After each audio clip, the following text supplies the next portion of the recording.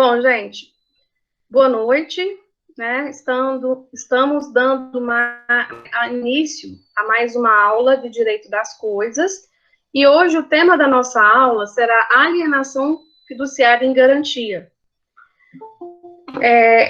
Essa questão da alienação fiduciária, ela um número grande aí no mercado, começou a ser utilizado de forma pelos bancos, pelas instituições financeiras, por empresas, né, que possam comercializar, conceder créditos. Em contrapartida, é necessário haver o quê? Uma garantia. Então, a alienação fiduciária em garantia, ela é um contrato bilateral, solene, que é travado entre o credor fiduciário e o devedor fiduciante. Então, nós temos de um lado o credor fiduciário e de outro lado o credor fiduciante, cujo objeto, né, é coisa móvel ou imóvel infungível, né? Lembrando ali do Direito Civil 1, o que seria um bem infungível? Um bem infungível é aquele bem que não pode ser substituído por outro da mesma espécie ou categoria.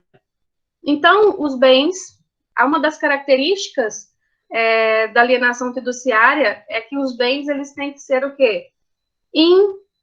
Infungíveis, né? Eles têm essa característica de infungibilidade, ou seja, não podem ser substituídos por outro da mesma espécie. Então, é um contrato pelo qual o devedor, esse devedor, ele vai transferir a propriedade da coisa móvel e imóvel infungível com escopo de garantia da dívida, mantendo-se, porém, na posse do bem, readquirindo automaticamente o domínio após o pagamento. Vocês provavelmente já tiveram acesso a um contrato de alienação ou algum documento de um carro que está alienado. Então, o carro que está alienado, o que acontece? Ele fica no nome da pessoa, né, no caso do devedor fiduciário, né, do devedor fiduciante, né, ele fica no nome do devedor, e o credor, ele vai deter o quê? O domínio. Esse contrato, ele somente vai se resolver de forma definitiva ao final desse contrato, com o cumprimento, com adimplemento da obrigação.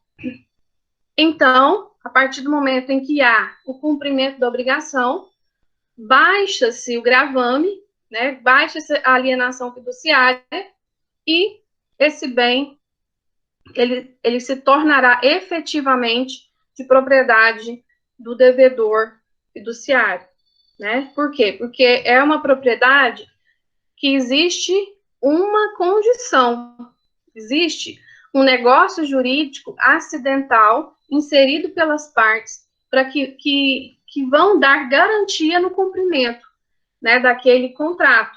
Caso não tenha cumprimento daquele contrato, nasce para o fiduciário a possibilidade de pleitear em juízo a busca e apreensão daquele bem, né? Então, nesse caso, o credor fiduciário, ele tem o direito de buscar e apreender esse bem, trazendo ali, né, fazendo a possibilidade de tomar, a verdadeira palavra mais correta, que é tomar esse bem que está de posse, né, do devedor, do devedor fiduciante. Bom, então, a alienação fiduciária, então, ela é um contrato. Ele é um contrato pelo qual o devedor transfere ao credor a propriedade de uma coisa móvel, infungível, com escopo de garantia da dívida, mantendo-se, porém, na posse do bem. Ele vai readquirir automaticamente o domínio após o pagamento. E existe uma divergência doutrinária com relação a quem pode ser o credor fiduciário. Quem pode ser esse credor? Seria somente pessoas jurídicas, ou seja, instituições financeiras, ou poderá ser também feita alienação fiduciária através de um contrato particular, sendo que o bem também vai ser dado em garantia, da mesma forma, com as mesmas características da alienação fiduciária. Então, existem correntes doutrinárias que defendem que somente a instituição financeira poderá ser legitimada, né, é considerado o credor fiduciário, ou seja, só a instituição financeira pode ser credor fiduciário. E tem outro posicionamento que defende que não, poderá ser feito uma alienação fiduciária particular, desde que se cumpra os requisitos, né, e que esse bem que foi dado em garantia, ele seja livre de qualquer gravame, para que possa ficar constando ali essa alienação fiduciária, não houver o cumprimento integral da obrigação. Para que se faça valer essa garantia real, né, essa é uma garantia, né, o que deve ser feito? Se tratar de bem imóvel, né, tem que ser averbado à margem do registro. Em se tratando de bem móvel, por exemplo, um caminhão, né, um carro, um veículo automotor, terão que haver o quê? Uma informação para que fique averbado onde se faz o licenciamento, né, desse veículo, para que fique averbado essa alienação fiduciária. Então, a alienação fiduciária é um ato muito praticado entre pessoas que querem adquirir veículos, né? Quando a gente fala alienação fiduciária, a gente remete ali aquele carnezinho, né? Que parece mais um travesseiro de tão grosso que é, né? Onde muitas pessoas só conseguem adquirir o seu patrimônio, o seu bem automotivo, se for dessa forma, pagando muitas vezes juros abusivos, né? Que nós sabemos que você compra um carro, paga 1,5, 2, né? Infelizmente, isso em razão da nossa, né, da política econômica, de várias questões tributárias.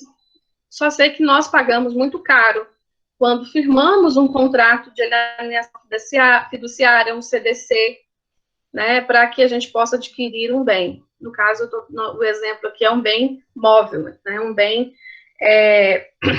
um veículo, né? Bom, então, a natureza jurídica. A natureza jurídica da alienação fiduciária, gente, nada mais é do que uma garantia. Ela tem a natureza jurídica de garantia de cumprimento da obrigação. Por quê? Porque constará junto àquele bem, à margem do registro, ou no próprio licenciamento do veículo, vai constar o quê? A alienação fiduciária. Sendo que o devedor, ele vai ficar com o bem, ele vai usufruir aquele bem, né? E o credor, ele tem ele tem o quê? A posse indireta, né? E ele vai ficar, ele também tem obrigações, né? Nesse contrato de alienação fiduciária. É um contrato bilateral, né? Sinalagmático, que gera obrigações para ambas as partes. E, nesse caso, se trata de uma garantia. Por quê? Porque para eu financiar alguma coisa, como haverá, assim, a certeza de que eu irei cumprir com o avançado, com o que eu pactuado no contrato? Nada, né? Eu tenho que ter patrimônio. E nada melhor do que o próprio patrimônio financiado para garantir o cumprimento. Porque se você não cumprir, você não pagar as parcelas, você fica sem o bem através de uma ação de busca e apreensão. Lembrando que não existe essa possibilidade de, né, do credor retomar o veículo ou retomar o bem de forma automática. Ele vai ter que acionar o Poder Judiciário para que ele possa ter acesso a esse bem. No caso, a busca e apreensão deve ser promovida, né, no Poder Judiciário. A legitimidade. Eu falei agora há pouco a respeito de quem pode ser, né, adquirente. Legitimidade para ser adquirente. Fiduciário. Quem pode ser o credor fiduciário? O banco, né? Aquelas duas divergências que nós acabamos de mencionar. Se primeiramente, somente uma instituição financeira, né? Somente instituições financeiras podem figurar como fiduciária, e tem uma outra tese que defende que qualquer pessoa física ou jurídica pode ser fiduciária, pode ser considerado um credor ou uma credora fiduciária. Na minha concepção, se cumprir, né, os requisitos, eu acredito que pode ser feito, sim, né, de forma particular, não somente ser considerado credor fiduciário, somente as instituições financeiras, né? Quais os bens podem ser dados em garantia no caso da alienação fiduciária? São os bens móveis, infungíveis, né? Como nós falamos, os bens fungíveis são objeto de alienação fiduciária, de acordo com o artigo 1361, né? Os bens imóveis, sendo que a alienação fiduciária que incide sobre os bens imóveis, ela é regida por lei própria, que é a Lei 9.514, ela é de 1997. Os bens enfíticos, né, quando se trata aí da enfiteuse, do laudêmio, né, que nós já falamos, que incidirá sobre domínio útil, direito de uso especial para fins de moradia, conceito de direito real de uso, e propriedade superficiária, que é aquele direito de superfície, também nós já vimos quando, né, no início da nossa pandemia, né, no início das nossas aulas remotas. Modo de constituição. Como eu falei, o contrato, né, ele é um contrato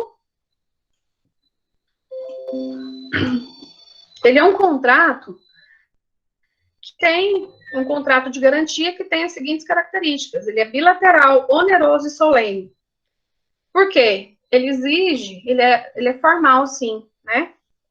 Solene. Por quê? Porque ele exige que haja averbação, inclusive, à margem do registro, ou no documento do veículo, né, constando essa alienação fiduciária. Então, exige-se uma solenidade, né, uma formalidade para o cumprimento e para a efetivação da alienação fiduciária. Os direitos do fiduciante, né? Direitos do fiduciante, ou seja, do devedor fiduciante. Primeiramente, posse direta da coisa dada em garantia. Ele transfere apenas a propriedade do bem, mantendo para si a posse. Então, ele passa o bem, né, para o credor e fica utilizando esse bem. Dar baixa no registro de títulos e documentos no registro de imóveis após o pagamento da dívida. Então, após o pagamento da dívida, há a possibilidade de levantar esse gravame. Intentar a ação de consignação em pagamento se o credor fiduciário se negar nos moldes descritos no contrato. Então, a solução para esse caso é realmente entrar com um pedido aí de consignação em pagamento, aí consignar esse valor essa consignação em pagamento, ela pode ser extrajudicial ou judicial, né? Obrigações do fiduciante. O fiduciante está sujeito às seguintes obrigações: efetuar o pagamento da dívida, ou seja, ele tem que pagar em dia, né? Conservar o bem errado, ele estará utilizando esse bem, né? Pagando e utilizando o próprio bem. Permitir que o credor fiscalize em qualquer tempo o estado da coisa gravada, não alienar a coisa, pois esta não lhe pertence, não mais lhe pertence, né? E entregar o bem no caso de inadimplemento. Quando a pessoa entra aí com, né, o credor, ele entra com um pedido de busca e apreensão, quando acontece muito das pessoas levarem o bem para outro local, tentar camuflar, tentar esconder onde está esse bem, né? E isso não pode, isso é fraude, né? Isso é uma fraude. Você deve entregar o bem se você não deu conta de pagar, né? Tem gente que, quando entra com ação de busca e apreensão, acha que o simples fato de contestar essa ação não dá direito, né, ao credor de dar continuidade na busca e apreensão? Pode, independentemente disso. O intuito da ação é apreender, trazer de volta esse patrimônio para o patrimônio do credor, né? A busca e apreensão, ela tem um caráter de acessório, né? Ela deve ser intentada de forma apartada, né? Autônoma, né? Ação reivindicatória também, pode ser. E o caso, quando se entra com busca e apreensão, quais as opções que o devedor tem? Quando o credor entra com uma ação de busca e apreensão contra o devedor, quais as opções que ele tem? Primeiro é pagar, né? Primeiro é pagar a dívida, ele pode, isso nós chamamos, né, de purgar a mora. Purgar a mora, ou seja, o que é isso? Pagar a dívida. E muitos doutrinadores defendem que esse pagamento, ele tem que ser a totalidade do débito, porque a partir do momento que ele não pagou uma, duas, três, venceu as demais parcelas de forma automática, né? Então, ele não vai dever somente as parcelas que estão em atraso, ele deve todo o contrato, todo o valor do contrato. E já tem alguns doutrinadores que defendem que essa possibilidade de purgar a mora seria somente no que tange às parcelas em atraso, né? Mas isso fica muito ao critério aí e ao entendimento do magistrado que vai analisar, né, essa busca e apreensão. Então, em 5 dias, que é o prazo previsto na lei que rege a busca e apreensão, que é o Decreto-Lei 911, em 5 dias ele tem a opção de apresentar contestação, ele tem a opção de purgar a mora, né? Ou ele tem o quê? Que pode ser parcial ou total, isso vai depender muito, né? E ele pode fazer as duas coisas ao mesmo tempo, tanto contestar quanto também pagar o débito, mas contestar a questão de juros, que não é cabível, a maioria dos magistrados entende que não é cabível, numa ação de busca e apreensão, você suscitar a questão de juros abusivos, porque isso deve ser manejado em ação própria através de uma ação revisional de contratos, né? A cláusula comissória ou pacto real comissório. Essa cláusula, de acordo com o artigo 1365, essa cláusula é o quê? Nula. O que seria essa cláusula comissória? Seria a possibilidade do credor pegar o bem de forma automática, desde o momento que ocorre a inadimplência. E isso não é viável, nós já falamos, todos os direitos reais de garantia não tem a previsibilidade dessa cláusula que prevê ali a possibilidade do credor ficar com o bem de forma automática. Né? Por quê, gente? Ele tem a possibilidade no caso, o credor, o devedor, ele tem a possibilidade de ficar com esse bem, ele tem a possibilidade, inclusive, de saldar essa dívida e a preferência dele na aquisição do bem. Ele que, inclusive, está na posse direta do bem, né? Então, não há que se falar nessa cláusula comissória, ok? Prevista no artigo 1365. E nem cláusula de decaimento. O que seria uma cláusula de decaimento? Seria o quê? Seria uma cláusula que prevê a possibilidade do credor não devolver as parcelas pagas pelo devedor, tá? Então, nesse caso, seria o quê? Teria o direito de ficar com tudo que foi pago, né? Sem, inclusive, ter ali uma contabilidade de recebimento, né? De quanto que foi pago, se realmente se tem dinheiro a ser ressarcido. Então, essa cláusula também de decaimento, que é a previsão que prevê perda de todas as prestações nas hipóteses de inadimplência, também é uma cláusula muito draconiana, abusiva. E ela não é também prevista, possível de ser aplicada no nosso ordenamento jurídico, tá? Então, ela é nula. Ela é nula. Vamos falar um pouco, nós falamos dos direitos, né? Das obrigações e direitos do fiduciário. O fiduciário seria o proprietário, né? O proprietário. Então, ser proprietário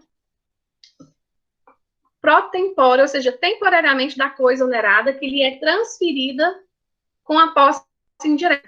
Então, o proprietário, ele vai ficar sem aquela propriedade, né? Ele vai perder o quê? O domínio, tá? Então, ele perderá o domínio. Então, ele vai perder o direito, né, a posse direta, mas ele terá ali a posse indireta. Reivindicar o bem alienado fiduciariamente, vender a terceiros a coisa que adquiriu fiduciariamente, continuar sendo credor do fiduciante se o preço da venda não der para satisfazer seu crédito, mover a ação de depósito contra o fiduciante, pedir a devolução da coisa alienada fiduciariamente, oferecer embargo de terceiro se o bem penhorado for por qualquer credor, requerer busca e apreensão, propor ação possessória, né, porque nós já vimos mesmo, o detentor da posse indireta, ele tem direito, né, às ações possessórias, e considerar vencida a dívida se o devedor não pagar uma das prestações. É aquilo que eu falei para vocês. Se houver ali, ainda, né, do pagamento do contrato, poderá existir uma cláusula, em regra existe, né, essa cláusula contratual, que prevê o quê? O vencimento antecipado de todas as outras dívidas, de todas as outras parcelas, em razão do descumprimento. Então, muitas vezes, e não existe aquela máxima de que está com 3 atrasados para poder vir e tomar o meu bem, entrar com ação de busca e apreensão. Não, isso não existe. Não está descrito na Lei 911, que trata, Decreto-Lei 911, que trata a respeito da busca e apreensão. Então, temos que ficar atentos. Um mês já atrás, é possível que o credor intente aí, propõe uma ação de busca e apreensão, tá? Agora, a ação de busca e apreensão, ela só vai ter êxito se o banco, a instituição financeira, ou até mesmo o particular, determinar onde o bem está, tá? Por quê? Por mais que a ação se chame busca e apreensão, é buscar o bem, não é investigar, né, sair procurando onde o bem está. Isso não é possível, tá? É uma ação célere. Então, essa informação tem que ser trazida para o processo. Deveres do fiduciário. Proporcionar ao fiduciante o financiamento, empréstimo ou entrega de mercadoria que a obrigou. Respeitar o uso da coisa alienada pelo fiduciante. Restituir o domínio do bem gravado assim que o fiduciante pagar o seu crédito. Entregar produto da venda de coisa alienada se inadimplente o devedor no pagamento do seu crédito, juros e despesas de cobrança. Entregar ao devedor o saldo que houver do valor obtido com tal venda, que foi suficiente para solver o débito. Um detalhe, quando esse bem ele é apreendido, né? O que acontece com esse bem? Ele vai retornar ao patrimônio da instituição financeira, né? A instituição financeira, em regra, ela tem seguros, né? Que vão amparar, inclusive, esse contrato de empréstimo, né? Com garantia de alienação fiduciária. Mas ele pode muito bem ir a leilão, apurar o valor do débito, e ele tem que devolver o restante, o remanescente, para o devedor, tá? Só que a gente sabe que, em regra, como a incidência de juros é muito alta, acaba que o devedor, ainda mesmo assim, com o lance, com tudo, sai ainda devendo, né? Sai ainda devendo as questões contratuais, a questão de juros. Então, infelizmente, é possível que haja a possibilidade de devolução, mas também tem que ver essa questão da atualização monetária, incidência de juros, né, que isso onera muito, no caso, o empréstimo, né, o contrato de alienação fiduciária. Então, a execução do contrato, nós já falamos que é devido, né, proibição do pacto comissório, né. Outra coisa, gente, eu posso vender, por exemplo, eu faço um contrato, né, eu faço uma alienação fiduciária. eu quero comprar um veículo. Aí eu não posso continuar pagando, não dou conta de continuar pagando aquele bem, aquele financiamento. Aí eu pego e vendo para uma outra pessoa, sem fazer qualquer transferência. Isso não é possível. Isso gera tanto problema, né? Uma cliente minha fez isso. Ela mudou para o exterior, né? E na pressa de querer ver, ela pegou e vendeu um bem que estava alienado fiduciariamente ao banco Volkswagen. Ou seja, ela teve que, ao final, pagar o bem e não ter o bem de volta, porque até hoje não conseguiu encontrar aquele bem.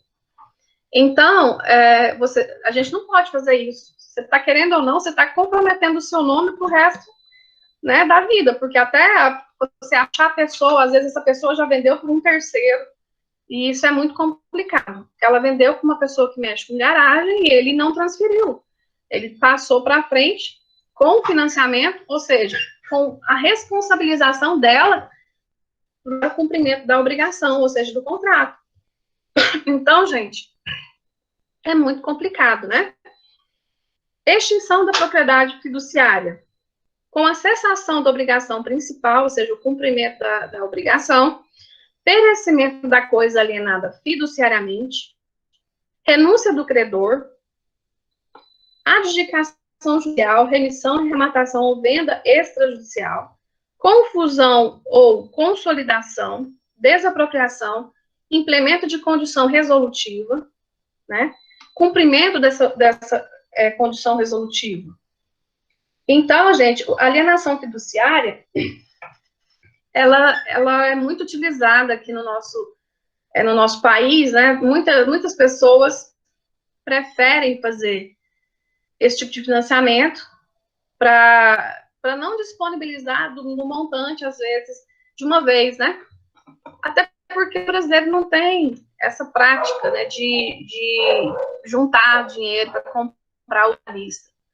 Então, isso é muito difundido. É difundido não só entre as pessoas, né, mas as próprias instituições financeiras, elas estimulam esse tipo de mercado, esse tipo de procura, porque é rentável para o banco, rentável, porque a possibilidade de ficar sem esse bem, né, existe uma possibilidade grande do devedor não conseguir pagar. Existe um percentual alto de pessoas que não conseguem pagar. Então, esse bem volta para eles, além do dinheiro que foi pago a título de financiamento durante, né, no decorrer daquele momento que deu conta de pagar aquele débito. Então, é complicado. Direito real de aquisição. Aqui nós vamos tratar do compromisso ou promessa irretratável de venda. Conceito: é o contrato pelo qual o comprometente vendedor obriga-se a vender ao compromissário comprador determinado imóvel pelo preço, condições impensados, outorgando-lhe a escritura definitiva assim que ocorrer o adimplemento da obrigação. Então, gente, é uma promessa de compra e venda, né? Você vai se comprometer a um pré-contrato, né? Seria uma transação que antecede ali o adimplemento da obrigação. Os requisitos: requer a irretratabilidade do contrato, recai sobre bem imóvel loteado ou não, rural ou urbano, edificado ou não, desde que não seja inalienável, ou seja, o bem ele tem que ser passível de aquisição de alienação. Requer sempre, né, capacidade das partes, exige que o preço seja pago à vista ou em prestações periódicas, e é necessário a inscrição no registro imobiliário. Efeitos jurídicos: ele é opível erga omnes, ou seja, contra todos, e transmissibilidade aos herdeiros, morte do compromissário comprador ou do comprometente vendedor. O direito de sequela, que é inerente a esse direito, aos direitos reais, né? Pode estar até em nome de, já está na posse de terceiro, que eu tenho o direito de sequela. Emissão na posse, ou seja, seria na posse do bem. Cessibilidade da promessa, né, possibilidade de divisão dessa promessa de compra, esse promitente compromissário. purgação da mora. Quando a gente fala em purgação, é o quê? Né? Pagar, ter a possibilidade de pagar esse inadimplemento. Adjudicação compulsória. A resolução no contrato por sentença declaratória de falência de qualquer das partes. Execução pela escritura pública ou pela sentença constitutiva de adjudicação compulsória. O que é adjudicação compulsória? É quando você entra com uma ação judicial pleiteando a entrega compulsória de um determinado bem, né? Extinção, pela extinção voluntária do contrato, pela execução compulsória, pelo distrato, pela resolução e pela impossibilidade superveniente, pelo vício redibitório e pela evicção. Então, a nossa matéria, né, que falou sobre direito das coisas, finaliza aqui hoje, né, nesses dois tópicos que nós vimos até agora. Com relação ao que foi ministrado hoje, eu gostaria de saber se vocês têm alguma dúvida. Se nós já podemos passar para os avisos. Apesar que eu dei os avisos e muita gente ainda não estava na sala de aula.